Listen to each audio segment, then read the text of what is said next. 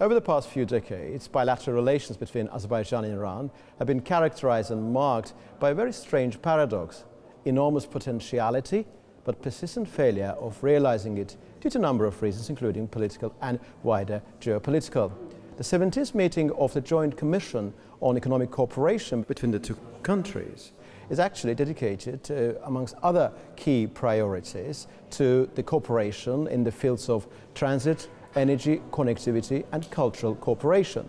And actually this meeting is taking place against a backdrop of escalating tensions in and around the Islamic Republic of Iran. My guest today is Islamic Republic of Iran's Minister of Roads and Urban Development, Ms. Farzaneh Sadegh. Thank you very much indeed, Minister, for this distinct opportunity and pleasure. My first question to you is about this meeting, about the 17th meeting of Joint Commission on Economic Cooperation. In the official readout, it says that there are certain obstacles derailing this cooperation. What are those obstacles? In the name of God, my participation in Baku and the main purpose of my visit to Baku is to attend the 17th meeting of the Joint Commission on Economic Cooperation between Iran and Azerbaijan. I should note that the 16th meeting of the Joint Commission on Economic Cooperation was held last year in Tehran. The continuous and regular holding of the Joint Commission itself clearly shows that both countries are interested in the consistent convening of this meeting. And over the past year, that is in the period between the 16th and the 17th Joint Commission meetings, there have been numerous bilateral exchanges as well as high-level visits. Mr. Shaheen Mustafayev himself visited Tehran, Iran. I myself have also made a visit. In addition, trilaterally, between Iran, Azerbaijan and Russia, we also had a meeting and discussions in October. The main purpose of mentioning all of these is that normally obstacles in relations arise when there are no relations, contacts or meetings between the parties.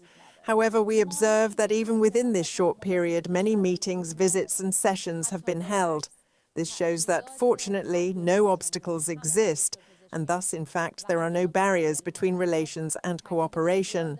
I would also like to note that the heads of state of the two countries, President Pezeshkian and President Aliyev, always give instructions and express their position regarding the further development and deepening of relations. There are very deeply rooted ties between Iran and Azerbaijan. At the same time, there are many similarities and commonalities from cultural, historical, religious and civilizational perspectives. And this, of course, shows that no obstacles can exist. None are present. And at the same time, during President Pezeshkian's term in office, there is also a very important strategic policy regarding the development of relations. There is also a foreign policy in this direction.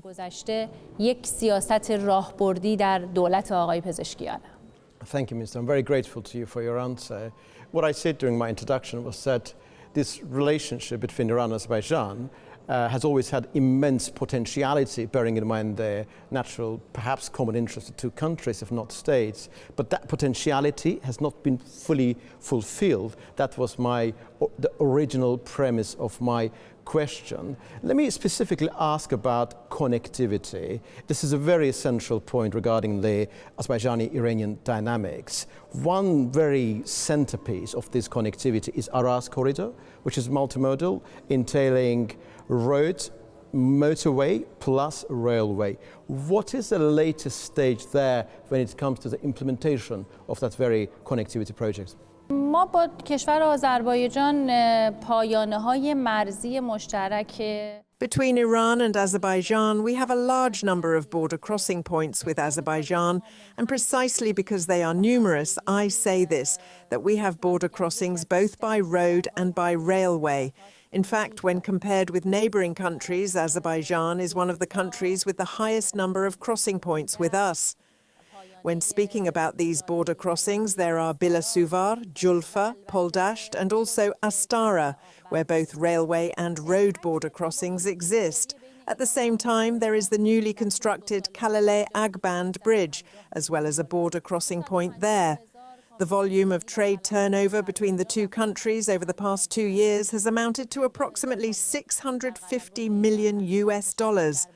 Over the past year alone, nearly 150,000 Iranian trucks have crossed into the Azerbaijani side, using this route for transit. From Azerbaijan to Iran, nearly 50,000 trucks have crossed and used the route for transit purposes. And in this regard, I fully agree that the potential is far greater than the current level, and we must make greater use of this potential. Taking this into consideration, from Iran's Julfa to the border, up to the Kalale Agband Bridge, we are expanding the roads in that region and further developing the road infrastructure. Restoration works are underway. In some areas, reconstruction is taking place, and in certain sections, tunnels are even being built. We are doing this in order to increase the number of trucks and to ensure that transit becomes easier and more convenient for them. As for the Kalale Agband direction, the Azerbaijani side is expected to finalise all works there within the coming 1 to 2 months. At the same time, naturally, border crossing facilities must also be constructed there, and their completion will take several months on both sides. All of this, in fact, demonstrates that both sides are aware of the existing potential. They know that this potential exists and that the area over the Araz River is, of course, a strategic point, a strategic location from which both sides must benefit. This morning, prior to the 17th Joint Commission meeting, we had a meeting with Mr. Ilham Aliyev. It was a very positive and constructive meeting. During that meeting, there was one issue which the President strongly emphasised and which President Pezeshkian himself also strongly supports.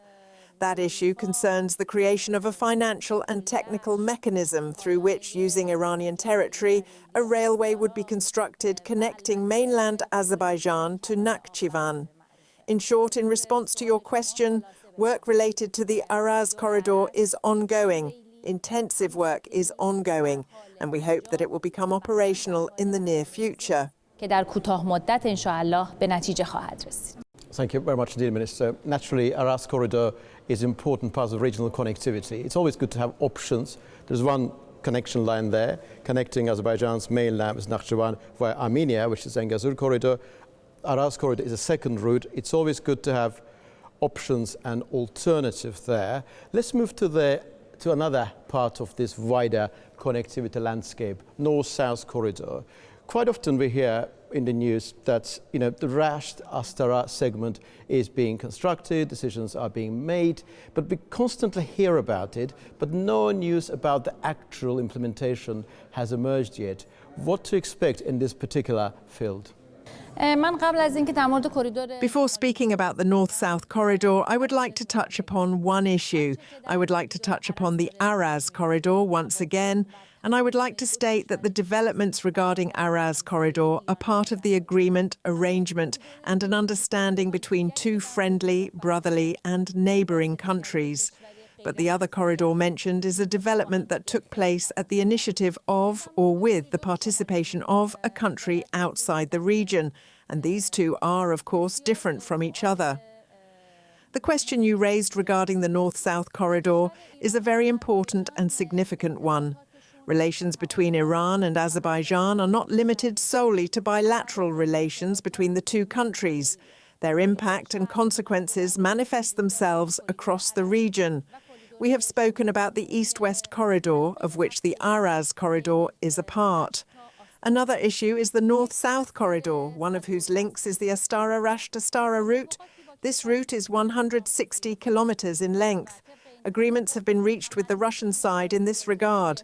Based on those agreements, the Islamic Republic of Iran acquires the land in that 160-kilometre area, and thereafter the construction works are carried out by the Russian side, naturally on the basis of credits. Over the past year, out of this 160-kilometre stretch, we have already acquired 120 kilometres of the land, and within the coming month we intend to acquire the remaining 40 kilometres as well. Several months ago, at the initiative of the Republic of Azerbaijan, a trilateral meeting between Azerbaijan, Iran and Russia was held in Baku. At that meeting, and within the framework of the Joint Commission session, it was agreed that a roadmap should be prepared to develop plans and programs aimed at increasing the volume of cargo transiting from Russia, passing through Azerbaijan and reaching Iran to 11 million tons. Thus, implementation work regarding the North-South corridor is being approached with full seriousness, and work is underway in this regard. We hope and believe that within the next 2 months, the Russian side will begin the construction phase of the project.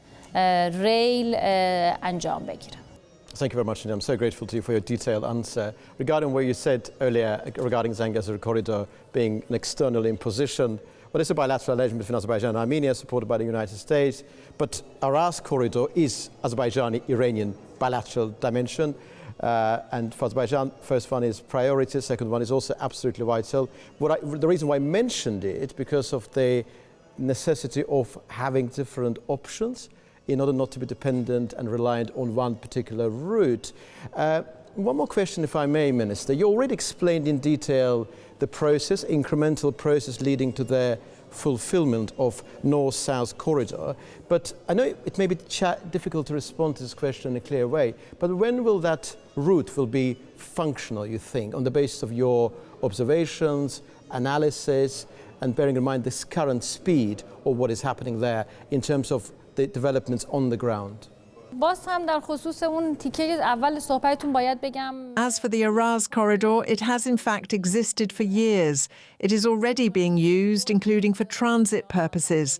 And Iran, with the aim of further increasing its potential, is naturally carrying out extensive work on its side as well, expanding the roads and addressing any shortcomings that may exist on the Iranian side. As for the North-South corridor, it will become a reality and will be put into operation. The agreement reached between Iran and Russia indicates that by 2030, the Rasht-Astara route will be fully completed and commissioned.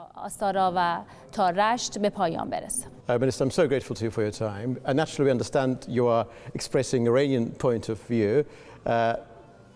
Probably the prevailing mood in Azerbaijan is that there's absolutely nothing wrong about being able to connect Azerbaijan's mainland with Nakhchivan without needing Iran. But of course, the importance of Araz corridor is abundantly there. There's no question about that. It's a matter of priorities. It seems that priorities of Azerbaijan and Armenia, Azerbaijan and Iran differ in this particular respect. But I exactly put to you questions within the strong remit of your portfolio about the connectivity and other matters, and I'm very grateful to you for your answers. They've been incredibly extensive and incredibly illuminating as well. I'm very grateful.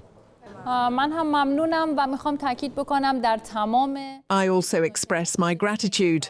However, I would like to touch upon one more issue. In all negotiations between Iran and Azerbaijan, both the Iranian side and the Azerbaijani side consistently place the greatest emphasis and focus on the Araz corridor. و هم در جمهوری اسلامی ایران. Naturally, Iranian-Azerbaijani conversation should be about Iranian-Azerbaijani matter, and Araz corridor is Iranian-Azerbaijani matter, unlike the other matter we discussed. So grateful to you for your time, and hopefully we'll have another opportunity at some point later when the implementation of all of these projects that we're talking about will be at an advanced level. Thank you.